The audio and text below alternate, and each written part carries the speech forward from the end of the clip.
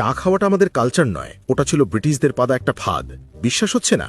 জানলে আপনার হাত থেকে চায়ের কাপ পড়ে যাবে। ১৯০০ সালের আগে কোনো ভারতীয় বা বাঙালি চা ছুঁয়েও দেখত না। আমাদের সকাল শুরু হতো দুধ, ঘোল, লস্যি বা ফলের শরবত দিয়ে, শরীরও থাকতো চাঙ্গা। কিন্তু ব্রিটিশরা যখন আসামে হাজার হাজার একর চা বাগান তৈরি করল, তারা পড়ল বিপদে। এত চা কিনবে কে? বিলেতে পাঠিয়েও প্রচুর চা নষ্ট হচ্ছিল। তখন তারা তৈরি করল টি বোর্ড আর শুরু করল ইতিহাসের সেরা ব্রেন ওয়াশ।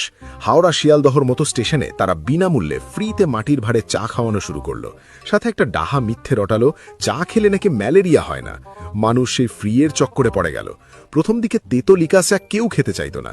ব্রিটিশরা দেখল বিপদ, তখন তারা ভারতীয়দের জন্য এক নতুন রেসিপি আনলো, চায়ের সাথে দুধ আর চিনি মেশানো। ওই মিষ্টি আর দুধের স্বাদ পেয়েই বাঙালিরা ধীরে ধীরে ক্যাফেনের জালে জড়িয়ে পড়ল। অফিস কাচারিতে চালু হলো টি ব্রেক, যাতে বাবুরা অভ্যস্ত হয়ে যায়।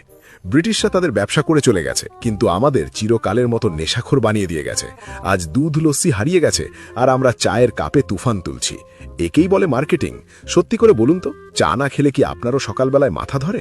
আপনি দিনে কত কাপ চা খান? সংখ্যাটা কমেন্টে লিখুন, দেখি কে কত বড় চা প্রেমী।